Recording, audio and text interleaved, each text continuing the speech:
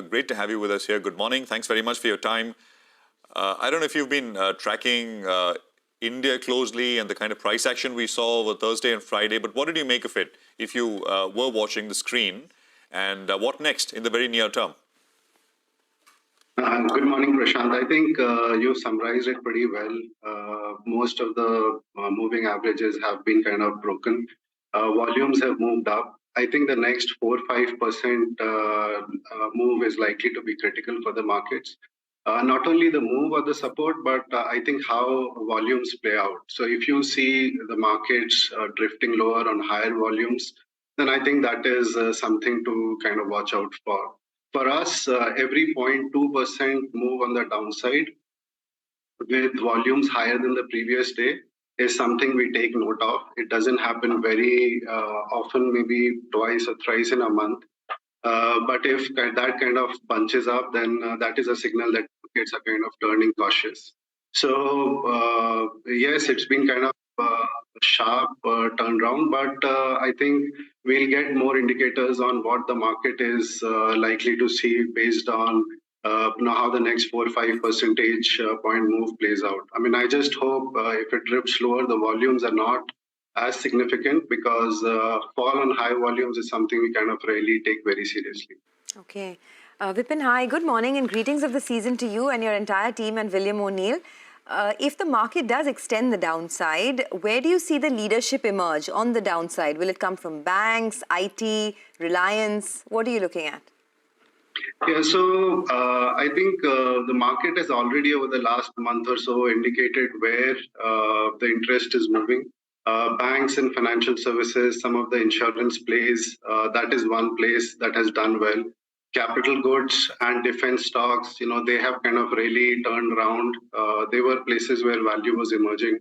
And some of the consumer staple plays, these are the things that are kind of holding up well, or the setup looks good.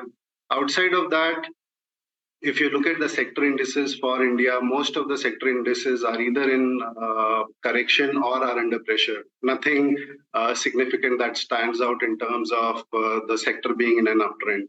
So we'll look out for leaders in these limited groups. I think there's a lot to play here. Capital goods, defense, consumer names, banks, financial services, insurance. I think these will be the ones that will help lead the market out of this correction if they hold up. Right. One of the themes of last year was the PSU banks. The index, give and take, everything is still up almost 56 odd percent. Having said that, in just the last couple of weeks, it's corrected about 16% from the highs at an index level. A lot of individual stocks down by almost 20-25 odd percent as well. Do you think that cyclical moves that we see on PSU banks is now over, or maybe this dip should be bought into?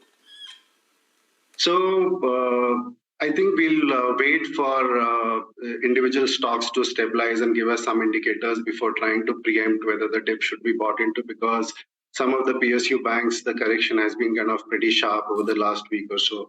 But it is interesting that you brought up PSU banks, because PSU stocks is one theme that has kind of really emerged over the last few months. There are some of the PSU stocks, even outside of banks, that trade below book value, that are kind of improving cash flows, reducing their debt, strengthening the balance sheet. Management is getting more investor savvy. So I think this is one area, even outside of banks, where there is a lot of value. And if those companies can really just deliver what investors would like to see in terms of numbers or messaging, a lot of these places will be good places to hide if the market kind of turns volatile. So you said that capital goods, defense are pockets that have started to perform now. But would you suggest staying away from the broader market for a bit, in India particularly, because of, just how vulnerable it's become now? I mean, the sell-off on Friday was pretty brutal. So even if you're looking at these pockets, is it better to just stick to the large caps now for a while? Yeah, I think India is not doing anything dramatically different from the global markets. We look at 30, 40 markets worldwide. Most of the markets are either in an uptrend, under pressure, or correction.